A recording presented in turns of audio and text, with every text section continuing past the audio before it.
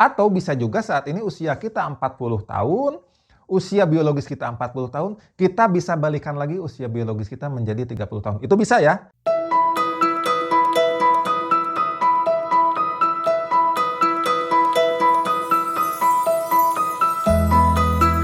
Halo guys, kembali lagi dengan Dr. Dennis di sini. Kali ini saya akan ngebahas tentang bagaimana kunci menjadi awet muda atau mungkin sehat dari penyakit degeneratif. Contohnya adalah hipertensi, diabetes, dan penyakit-penyakit degeneratif lainnya ya. Jadi banyak sekali penyakit. Kalau kalian yang udah nonton video saya sebelumnya yang tentang Brian Johnson bisa membalikan usia kembali menjadi lebih muda, di mana usia dia yang sesungguhnya adalah 45 tahun, tapi usia jaringan tubuhnya adalah 25 tahun. Jadi seolah-olah tubuhnya itu kayak usia 25 tahun. Ya, nah,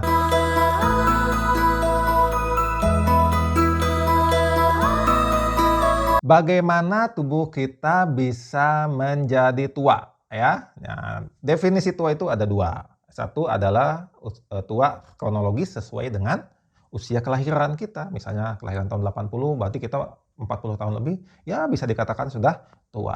Tapi usia biologis belum tentu setua itu. Seperti tadi saya bilang, ada usia jaringan tubuh. Nah, inilah yang dikatakan usia biologis. Nah, usia biologis ini bisa aja tetap muda sampai nanti ketika kita usianya mungkin sudah menjelang ke mau meninggal gitulah ya, katakan gitu ya. Bisa aja usia kita 80, aslinya 80 tahun, tapi jaringan tubuh kita mungkin cuma seusia 60 tahun atau mungkin 65 tahun ya. Jadi itu bisa ya, itu memungkinkan. Atau bisa juga saat ini usia kita 40 tahun, usia biologis kita 40 tahun, kita bisa balikan lagi usia biologis kita menjadi 30 tahun. Itu bisa ya? Bisa, dan ini sudah terbukti gitu ya. Nah, oke, jadi balik lagi, kita pahami dulu ya. Bagaimana bagaimana tubuh kita itu menjadi tua. Ada prosesnya ya, ada prosesnya. Nah, katakanlah tubuh kita ini adalah jaringan tubuh ya, baik itu nanti mungkin bisa pembahasannya bisa ke hati, bisa ke ginjal, bisa ke tulang, bisa ke otot, bisa ke kulit, bisa ke otak dan lain-lain ya. Jadi jaringan tubuh ya. Nah, bagaimana jaringan tubuh ini bisa menjadi tua? Ya. Ini disebabkan oleh mulai menurunnya baik itu fungsi maupun sifat jaringan tubuh tersebut. Nah, seperti kita tahu, sel-sel tubuh yang sehat itu seperti kalau misalnya usia kita muda ya. Kalau misalnya contohnya katakanlah kulit yang bisa dilihat sama kita ya. Kulit yang muda sama kulit yang usia 60 tahun beda kan ya. Baik itu elastisitasnya, baik itu kemampuan dalam fungsinya menahan atau melindungi tubuh dari toksin-toksin atau racun ataupun ultraviolet dari lingkungan gitu ya. Ataupun bahkan penampilannya juga udah beda ya. Jadi cerah gitu ya kalau yang kulitnya masih muda itu. Bersih, nggak banyak titik-titik, nggak banyak noda-noda gitu lah ya. Nah, itu pun sama ada di jaringan tubuh kita, contoh di hati atau di ginjal atau di otak atau di mana-mana ya. Nah, sel-sel yang fungsinya sudah melemah ini itu mengalami penuaan diakibatkan oleh banyak hal. Nanti saya jelaskan ya.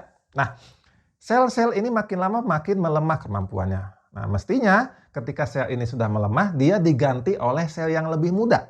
Ya, sel yang lebih muda. Nah, ini mengalami proses pembelahan sel. Nah, tapi sayangnya dalam perjalanan waktu akibat banyak hal, proses ini mulai melambat. Ya, jadi pembelahan selnya mulai melambat hingga satu waktu sel ini sudah tidak lagi membelah. Ya, ketika sel ini sudah tidak lagi membelah, mestinya dia digantikan oleh sel yang lain. Sel ini mestinya dimakan, ya, atau dimatikan oleh daya tahan tubuh kita, ya. Nah, tapi sayangnya daya tahan tubuh kita juga mengalami penuaan. Kemampuannya untuk mematikan sel yang sudah tidak berfungsi ini juga melemah. Akibatnya sel yang sudah tidak berfungsi ini, yang tidak bisa juga membelah, tidak bisa dihilangkan. Dan akhirnya makin lama, jumlahnya makin banyak, dan makin banyak.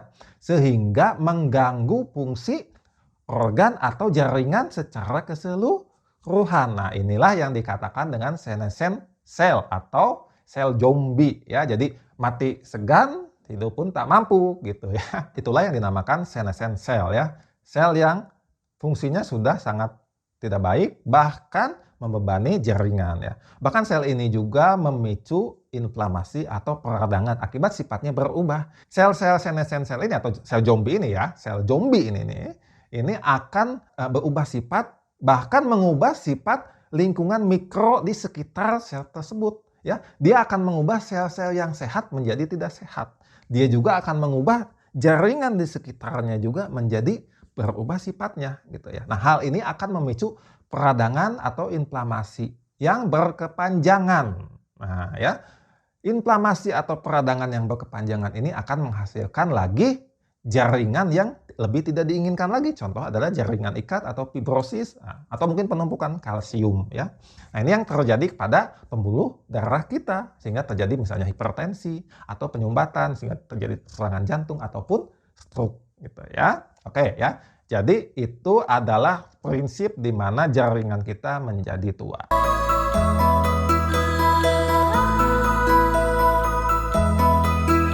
Oke, saat ini saya akan membahas bagaimana jaringan ini menjadi tua ya. Jadi ada banyak hal-halnya, banyak penyebab-penyebabnya. Saya akan sebutkan beberapa contoh penyebab-penyebab mengapa jaringan ini menjadi tua ya. Ingat, di dalam tubuh kita itu kita hidup itu membutuhkan metabolisme ya, membutuhkan proses oksidasi namanya ya, oksidasi. Di mana oksidasi ini membutuhkan oksigen ya. Nah, ini terjadi pada saat kita bermetabolisme atau katakanlah kita hidup ya. Kita tidak bisa hidup tanpa oksigen. Namun sayangnya kita juga akan mati akibat oksigen ya. Jadi kita tidak bisa hidup tanpa oksigen, tapi kita juga akan mati oleh oksigen. Di mana kita mati oleh oksigen itu diakibatkan kerusakan jaringan yang diakibatkan oleh proses oksidasi ya. Proses oksidasi ini akan merusak jaringan tubuh kita semua ya. Baik itu di otak, baik itu di pembuluh darah, baik itu di jantung, baik itu di ginjal, di hati, di tulang, di kulit, di mana-mana. Semua tubuh kita mengalami metabolisme dan mengalami oksidasi. Ya. Nah, kita mesti bisa memantau atau mengontrol oksidasi ini sehingga efek kerusakan yang diakibatkan oleh proses oksidasi ini bisa diperlambat sedemikian lama supaya lebih lama lagi merusak jaringan ya. Tadi sudah disebutkan bahwa proses metabolisme membutuhkan oksidasi. Selain itu, selain metabolisme juga yang mengakibatkan oksidasi adalah radikal bebas yang bisa didapatkan oleh endogen atau di dalam tubuh kita. Contohnya metabolisme ya, hasil metabolisme itu menghasilkan radikal bebas. Baik itu metabolisme makanan kita, metabolisme sel kita, ataupun yang lain-lain ya. Ataupun eksogen kita dapatkan dari lingkungan, contoh polusi, contoh makanan ya gitu dan lain-lain ya. Jadi radikal bebas itu bisa didapatkan baik itu di dalam tubuh kita maupun di lingkungan ya. Proses oksidasi ini akan saya jelaskan nanti lebih jauh lagi di video saya selanjutnya. Nanti ini akan menyangkut di dalam sel, hubungannya dengan mitokondria, bagaimana hubungannya dengan antioksidan di dalam sel itu ya. Nah, makanan apa yang kita butuhkan untuk menghambat atau minimal mencegah kerusakan yang diakibatkan oleh proses oksidasi di dalam sel itu ya. Nanti akan saya bahas lagi di video-video selanjutnya ya. Bagi kalian teman sejawat juga mungkin ya, saya bukannya mau menggurui atau saya merasa lebih pandai, tapi mudah-mudahan ilmu ini juga membantu teman sejawat untuk mengobati pasien-pasien teman sejawat ya. Contoh penyakit degeneratif, hipertensi, diabetes dan lain-lain ya. Mudah-mudahan ini juga bisa menjadi landasan atau fondasi bagaimana mengobati pasien dengan baik ya.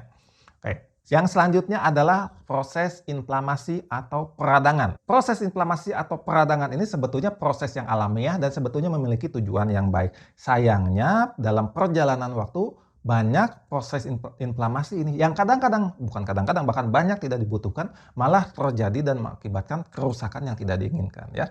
Tapi sebetulnya proses inflamasi ini adalah proses yang alamiah yang memang kita butuhkan dalam rangka penyembuhan jaringan tubuh kita. Contoh kalau misalnya kalian luka ya, luka kan itu butuh menyambung kembali kulit-kulitnya. Nah, itu membutuhkan proses inflamasi atau peradangan untuk memperbaiki lagi jaringan yang luka ya. Atau misalnya yang tadi ketika banyak sel-sel zombie sel tadi ya, senescent sel itu membutuhkan proses untuk menghilangkan sel-sel. Nah, ini membutuhkan juga proses inflamasi atau peradangan gitu ya. Oke ya, jadi sebetulnya tujuan inflamasi ini atau peradangan ini sangat baik untuk menjaga stamina ataupun misalnya keberlangsungan jaringan tubuh kita. Nah, sayangnya dalam kehidupan kita proses ini banyak sekali terjadi proses inflamasi atau peradangan yang tidak diinginkan bahkan berlebihan. Nah, jadi proses ini bisa diakibatkan oleh banyak hal ya. Hal-hal itu misalnya tadi adalah luka ya, luka baik itu di kulit, di hati atau di mana-mana itu mengakibatkan proses inflamasi ya. Atau ada agen-agen atau zat-zat atau molekul-molekul tertentu yang memicu terjadinya proses inflamasi atau peradangan di dalam tubuh kita, baik itu didapatkan endogen di dalam tubuh kita maupun eksogen ya. Jadi didapatkan dari lingkungan atau apa yang kita makan. Kalau misalnya endogen itu diakibatkan oleh pelepasan zat-zat atau molekul tertentu oleh sel tubuh kita supaya itu nanti memancing proses inflamasi atau peradangan untuk memperbaiki jaringan itu. Contoh tadi luka. Ya ketika luka sel-sel yang luka itu akan melepaskan zat-zat inflamasi atau peradangan untuk memicu terjadinya proses inflamasi atau peradangan ya. Atau bisa juga zat-zat ini masuk ke dalam tubuh kita melalui atau bukan melalui dari lingkungan ya, baik itu apa yang kita makan, kita minum, kita hisap ataupun yang ada masuk ke kulit kita dan lain-lain ya gitu. Nah, ini banyak ya. Contoh makanan ya. Makanan yang dapat memicu proses inflamasi atau peradangan di dalam tubuh kita, misalnya makanan yang diproses berlebihan. Baik itu di pabrikan, ya misalnya makanan-makanan kemasan, di dalamnya udah banyak zat-zat kimia, sudah ada pengawet dan macam-macam, itu memicu proses peradangan di dalam tubuh kita. Ya. Atau misalnya makanan yang digoreng, ya ini juga sama. Makanan yang digoreng ini akan menghasilkan zat-zat kimia. Contoh, acrolein, ya itu adalah zat karsinogenik yang memicu timbulnya kanker, ya. Tapi selain yang memicu timbulnya kanker juga dapat memicu proses oksidasi yang tadi kembali ya, proses oksidasi yang berlebihan di makanan itu. Nah, juga menghasilkan zat-zat yang memancing proses timbulnya inflamasi atau peradangan di dalam tubuh kita. Makanya makanan-makanan yang diproses berlebihan itu sangat merusak jaringan tubuh kita dan membuat jaringan tubuh kita menjadi cepat sekali tua. Ya. Atau misalnya contoh lain ya, gluten. Gluten di dalam gandum ya, dalam gandum atau tepung terigu itu dapat memicu proses peradangan di dalam usus kita. Nah, ketika terjadi proses peradangan di dalam usus kita menjadi rusak. Ya, ketika usus kita menjadi rusak, saringannya itu menjadi nggak baik. Jadi yang mestinya ada molekul yang nggak boleh masuk ke dalam tubuh kita, gitu ya, akhirnya bisa masuk ke dalam tubuh kita akibat sel-sel ususnya sudah tidak berfungsi dengan baik akibat gangguan proses inflamasi atau peradangan di dalam usus. Ya, nah akibat adanya molekul-molekul yang mestinya nggak masuk ke dalam tubuh kita, molekul ini memicu proses inflamasi atau peradangan di dalam tubuh kita secara keseluruhan, baik itu di pembuluh darah, baik itu mungkin di mata, di otak, di kulit, di tulang, di jantung dan macam-macam ya. Jadi proses ini bisa diakibatkan oleh zat-zat proinflamasi atau penyebab peradangan yang didapatkan dari lingkungan. Nanti semua ini akan saya bahas lagi lebih detail di video selanjutnya, makanan apa atau bagaimana atau misalnya sumber-sumber apa yang menyebabkan hal itu ya. Atau misalnya lektin di dalam sayuran ya, itu juga bisa memicu yang namanya proses inflamasi atau peradangan ya. Lektin ini sifatnya dia akan menempel ya, dia akan menempel di dalam jaringan tubuh kita dan memicu terjadinya proses inflamasi. Nah, sayangnya lektin ini banyak kita temukan pada sayuran, kacang-kacangan gitu ya. Namun tidak semua lektin berbahaya. Ini pun masih banyak terjadi perdebatan, masih diteliti lebih lebih banyak lagi. Jadi masih banyak sekali perdebatan mengenai zat-zat baik itu lektin, baik itu gluten dan segala macam ya. Gitu. Tapi apa yang dipahami saat ini ada sebagian jenis lektin yang memang cukup proinflamasi atau memicu timbulnya inflamasi. Contoh adalah lektin kembali tadi yang di gandum ya. Di gandum itu ada lektin yang namanya WGA ya, WGA. Nanti panjangannya sini ya, saya agak lupa gitu. Wheat apalah gitu ya, saya lupa. Ini dipercaya juga dapat memicu timbulnya peradangan atau inflamasi di dalam tubuh kita. Nah, seandainya lektin ini menempel di pembuluh darah, ini akan memicu terjadinya peradangan di dalam pembuluh darah. Dan kalau misalnya berulang-ulang akan terjadi gangguan fungsi pembuluh darah ini sehingga nanti akan timbul yang namanya aterosklerosis atau penyumbatan pembuluh darah ya, atau mungkin juga bisa terjadi fibrosis atau mungkin juga terjadi kalsifikasi. Itu semua bisa terjadi diakibatkan oleh peradangan di dalam pembuluh darah ini ya gitu. Jadi ini salah satu contoh aja, lektin bisa menyebabkan demikian ya. Begitupun dengan tadi gluten dan zat-zat nanti yang proinflamasi lainnya. Banyak sekali, nanti akan dibahas lebih lanjut. Oke, kembali ke penyebab jaringan tubuh kita bisa menjadi tua. Tadi udah dibahas ya, oksidasi, inflamasi ya atau peradangan, dan yang ketiga ini adalah autoimun ya. Autoimun itu adalah suatu gejala di mana tubuh kita memakan atau merusak jaringan tubuh kita, padahal proses ini tidak diinginkan ya gitu ya. Jaringan yang sehat malah dimakan atau dirusak oleh proses yang namanya autoimun ya. Nah, proses autoimun ini dapat dipicu oleh banyak hal ya. Contoh yang tadi tentang gluten ya. Gluten itu dapat memicu proses inflamasi atau peradangan di dalam usus ya. Ini juga mengakibatkan proses autoimun. Inflamasi dan peradangan ini memicu daya tahan tubuh kita untuk merusak atau memakan jaringan yang sehat di dalam sel ini ya. Ini yang dikatakan dengan celiac disease ya, atau penyakit celiac ya. Gitu ya. Ini juga dapat terjadi pada keadaan yang lain ya, di jaringan tubuh kita, di semua bagian tubuh kita ya.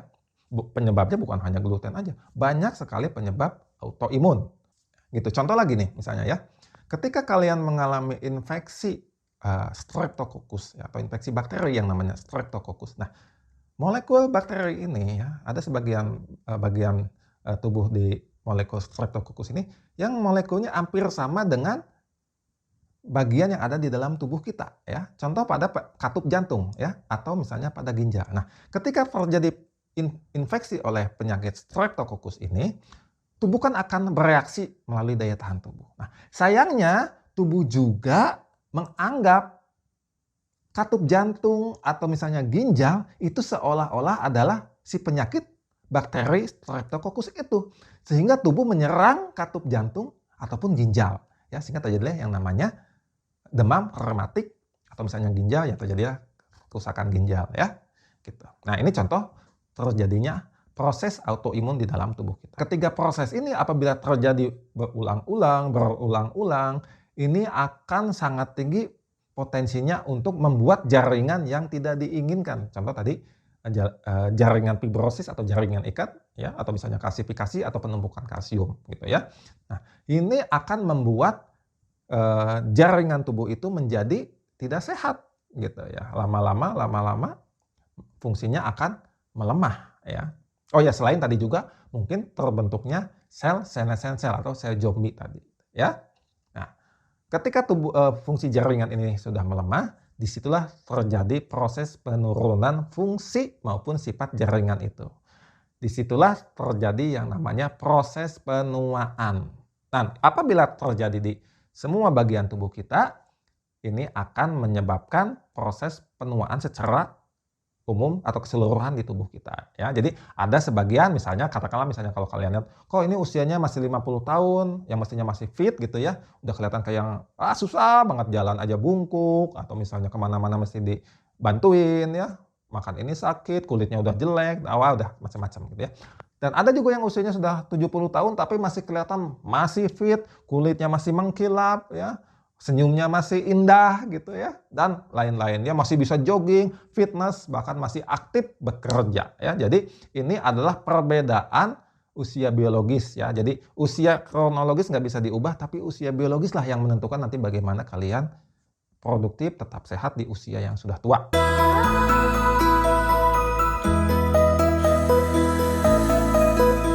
Nah, lalu untuk mengantisipasi hal ini supaya bagaimana sih kita tetap awet muda, kita tetap supaya jaringan tubuh kita itu tidak cepat mengalami kerusakan, tidak cepat mengalami penuaan, saya akan coba bahas, tapi singkat aja ya. Nanti detailnya akan saya perjelas lagi di video-video selanjutnya. Soalnya kalau misalnya detail saat ini semua itu terlalu panjang dan bisa berjam-jam gitu ya. Dan mungkin juga teman-teman yang awam mungkin juga terlalu bingung ya, jadi terlalu detail gitu ya nanti. Gitu ya.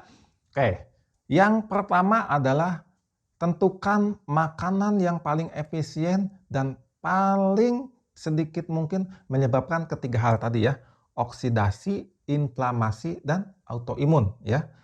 Pilih makanan-makanan yang paling efektif tidak menyebabkan ketiga hal ini ya, gitu. Contoh ini.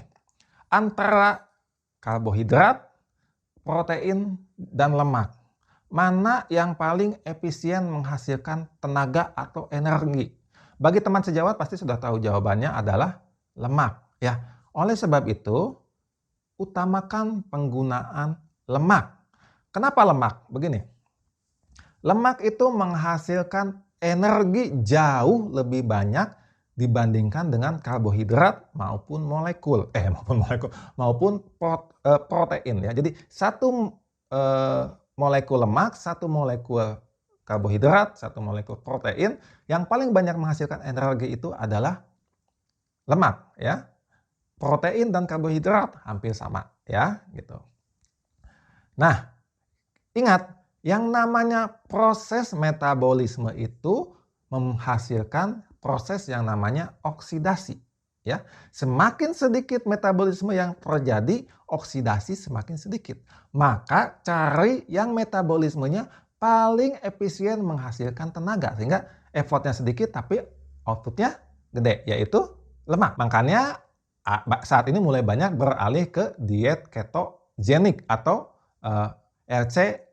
HF ya, low carb, high fat. Jadi seandainya saya katakan bahwa lemak yang paling efisien pun bukan berarti kita mengalihkan sepenuhnya apa yang kita makan itu menjadi lemak. Enggak ya, enggak, bukan begitu. Jadi tetap kita membutuhkan karbohidrat, tetap kita membutuhkan protein ya. Cuma ya, usahakan kita lebih dominankan penggunaan energi dari lemak. Kalau kita melihat dari sisi metabolisme mana yang paling sedikit menghasilkan oksidasi atau kerusakan jaringan yang diakibatkan oleh oksidasi dalam proses metabolisme, yaitu nomor 1 adalah lemak. Jadi utamakanlah lemak. Yang kedua adalah karbohidrat. Karbohidrat ini tidak seefisien lemak dalam menghasilkan energi ya. Prosesnya lebih lebih banyak membutuhkan oksidasi. Karena jumlah energi yang dihasilkan itu lebih rendah dibandingkan lemak. Sehingga untuk mendapatkan jumlah energi yang sama, karbohidrat membutuhkan metabolisme yang lebih banyak. Otomatis membutuhkan oksidasi yang lebih banyak. Protein di sisi lain itu paling belakang. Sebab protein membutuhkan lagi metabolisme yang jauh lebih kompleks dibandingkan dengan baik itu karbohidrat maupun lemak ya. Jadi yang paling efisien pertama adalah lemak. Yang kedua adalah karbohidrat. Yang ketiga adalah protein. Lalu makanan yang rendah inflamasi ya, atau makanan yang rendah menyebabkan peradangan di dalam tubuh kita ya. Yang pertama tadi udah dibahas, yaitu makanan yang sebisa mungkin rendah atau sesedikit mungkin diproses ya, baik itu di pabrikan ataupun oleh kita misalnya digoreng gitu ya, atau dibakar gitu ya. Ingat ya, digoreng, dibakar itu akan menghasilkan zat-zat karsinogenik ya. Itu sebab kalau misalnya kalian lihat di video saya sebelumnya, bahan-bahan yang mengandung asam amino, mengandung fatty acid, mengandung lemak nabati, mengandung karbohidrat, apabila dipanaskan dan mengalami pengeringan akan menghasilkan zat yang namanya acrolein ya, dan lain-lain lah, pokoknya banyak ya yang sifatnya karsinogenik dan juga proinflamasi gitu ya. Jadi sebisa mungkin olahlah makanan sesederhana mungkin ya, dan kalau bisa makan secara utuh, bukan makan makanan yang dimurnikan atau sederhanakan. Nah, contoh nasi ya. Nasi putih itu lebih mudah mengakibatkan peradangan dibandingkan nasi yang masih ada bungkusnya, yaitu nasi merah atau nasi hitam gitu ya. Saya nggak tahu ya, nasi hitam ada, kalau nggak salah ada ya nasi hitam itu ya. Nah, kalian ingat ya, kalau kalian nonton video saya sebelumnya, ketika glukosa terlalu tinggi, dia akan memicu yang namanya pelepasan insulin dalam jumlah banyak. Dan insulin itu adalah memiliki sifat efek dia memiliki efek memicu terjadinya inflamasi atau peradangan. Ya. Insulin di dalam tubuh kita yang kita butuhkan untuk memetabolisme glukosa itu mengakibatkan proses inflamasi di dalam tubuh kita. Sehingga ketika glukosa kita terlalu tinggi dalam jangka waktu lama, itu proses inflamasinya akan semakin banyak dibandingkan yang tidak yang insulinnya tidak terlalu tinggi ya. Nah, itu contoh ya. Selain memilih makanan-makanan yang minimal oksidasi, minimal inflamasi, atau minimal menyebabkan autoimun, ya contoh yang autoimun tadi yang gluten ya, gluten ataupun misalnya yang lektin tadi itu bisa memicu timbulnya peradangan dan mungkin autoimun ya. Nah, juga kita penting untuk memenuhi asupan vitamin kita, mikronutrien kita. Contoh begini, kayak contoh vitamin D. Vitamin D itu memiliki fungsi yang sangat besar dalam proses regulasi daya tahan tubuh kita ya. Kalau regulasi daya tahan tubuh kita keganggu, akan muncul berbagai macam gangguan daya tahan tubuh, contoh autoimun, atau bahkan mungkin bisa jatuh-jatuh ke dalam kanker gitu ya. Dan vitamin-vitamin yang lain, mikronutrien yang lain, ya mineral dan lain-lain, itu semua wajib dipenuhi. Yang selanjutnya adalah pola hidup ya. Pola hidup juga berperan sangat besar dalam menjaga jaringan tubuh kita supaya tetap awet muda, usia biologisnya tetap muda, dan tidak cepat mengalami penuaan ya, atau gangguan fungsi maupun sifat jaringan tubuh ya. Pola hidup contoh ya, misalnya apakah kamu perokok ya, perokok kan jelas itu mengakibatkan proses inflamasi atau peradangan di dalam tubuh kita ya. Kamu minum alkohol, kamu makan gula yang banyak ya, karbohidrat yang banyak gitu. Lalu ya dan lain-lain banyak ya, nanti pada video selanjutnya dibahas. Lalu juga manajemen stres ya. Banyak yang udah bilang bahwa stres itu memicu peradangan di dalam tubuh kita ya. Jadi stres yang berkepanjangan akan memicu peradangan di dalam tubuh kita juga yang berkepanjangan. Oleh sebab itu manajemen stres sangat penting untuk menjaga jaringan tubuh kita itu tetap muda. Termasuk di dalamnya adalah mengelola istirahat. Ya, istirahat itu bagian dari mengelola manajemen stres, juga untuk meregenerasi sel-sel tubuh kita yang sudah tua, yang sudah jelek, supaya digantikan sama yang lebih muda. Memang di luar ini masih banyak penyebab lain yang mengakibatkan jaringan tubuh kita itu menjadi tua. Contoh adalah kalau misalnya kalian tertarik, bagi kalian yang awam ya, kalian bisa belajar tentang DNA ya. Di dalamnya ada tentang telomer. Telomer itu adalah ujung DNA ya, ujung DNA kita, jaringan DNA kita itu ujungnya itu ada pengikatnya, itu namanya telomer ya. Kalau pengikatnya itu, nah setiap kali sel-sel ini membelah, pengikatnya ini makin pendek. Fungsi pengikat di ujung DNA ini dia mencegah supaya DNA-nya nggak kebuka ya, nggak kebuka gitu. Jadi dia tetap diikat. Kayak tali sepatu kan ada pengikatnya ujungnya ya, ada plastiknya ke tali sepatu. Kalau sampai plastik tali sepatunya hilang, kan tali sepatunya jadi kebuka gitu. Nah, DNA pun demikian. Nah, telomer ini makin lama makin pendek ketika sel itu mengalami pembelahan. Nah, ketika telomer ini makin pendek, dia sampai akhirnya pada satu masa tidak mampu lagi melindungi DNA, sehingga DNA-nya kebuka dan mengalami kerusakan. Nah, itulah salah satu proses di mana akhirnya sel tidak mampu lagi membelah dengan baik, tidak bisa lagi menghasilkan sel yang memiliki fungsi yang baik. Selain itu juga nanti ada hubungannya dengan epigenetik, ada hubungannya dengan metilasi, banyak sekali nanti faktornya. Tapi ini yang mudahnya aja dulu ya. Oh iya, faktor-faktor DNA tadi sebetulnya bisa dibantu diperbaiki apabila misalnya yang tadi proses-proses yang tadi bisa kalian hambat ya, oksidasi, inflamasi, dan autoimun ya. Pola makan dan segala macam ya. Tapi ada juga intervensi lain untuk memudahkan kembali jaringan tubuh dengan obat-obatan, baik itu obat-obatan senolitik ya. Senolitik itu adalah obat-obatan yang bisa memproses atau menginduksi atau memicu terjadinya proses fagositosis, intinya memakan sel-sel yang udah tua ya.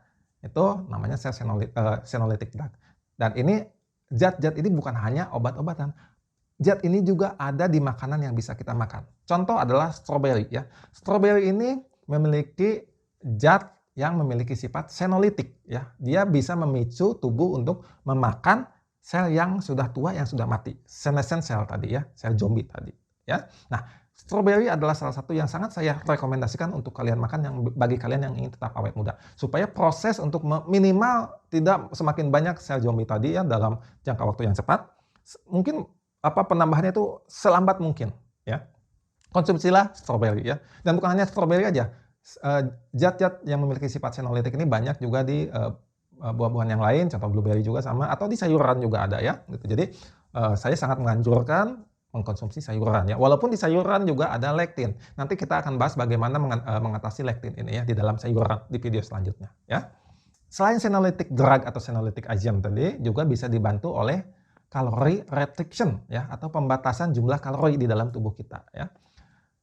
Bisa juga dengan intermittent fasting ya atau puasa berjeda, itu juga sama ya. Jadi, nah ketika kita melakukan pembatasan asupan kalori di dalam tubuh kita ataupun kita melakukan puasa berjeda atau intermittent fasting, itu juga akan memicu yang namanya autofagi, yaitu proses di mana tubuh kita memakan sel-sel jaringan tubuh kita untuk diproses menjadi atau menghasilkan energi ya gitu. Nah, biasanya yang dipilih adalah sel-sel yang tidak sehat atau sel-sel yang fungsinya sudah tidak baik, contohnya senescent cell tadi. Ada satu lagi metode yang cukup apa ya, saya katakan cukup fantastis ya, menjanjikan lah.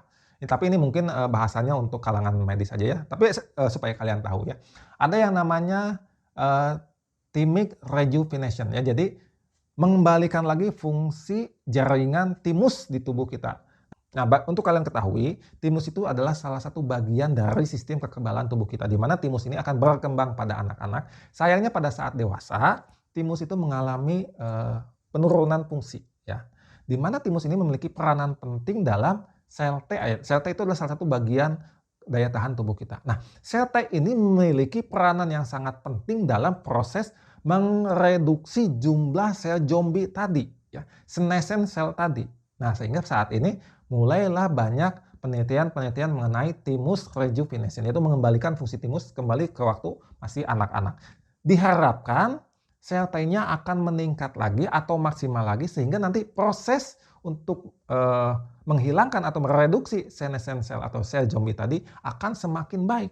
Sehingga otomatis ketika sel-sel zombie ini dihilangkan akan muncul sel-sel baru yang lebih sehat, yang lebih optimal. Sehingga nanti jaringan tubuhnya akan menjadi lebih muda lagi atau lebih sehat lagi lah minimal gitu ya. Itu memang ada saat ini yang lagi dikembangkan. Nah, cukup perhatian juga ya, dan angka keberhasilannya juga pada penelitian itu yang saya baca juga sangat menjanjikan atau cukup tinggi ya gitu.